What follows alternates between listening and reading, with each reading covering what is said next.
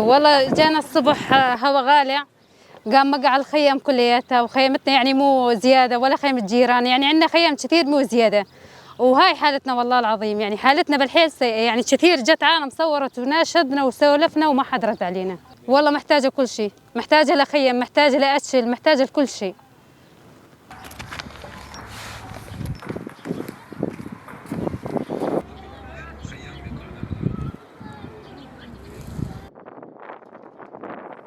المخيم اليوم تعرض لعاصفة هوائية وما أدى لسقوط 17 خيمة.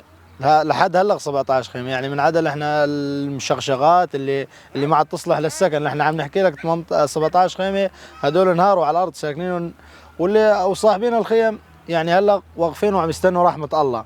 اللي في منهم اللي طلع عند جاره، واللي طلع عند أخوه، واللي طلع عند عمه، ولكن وضع الناس تعبان.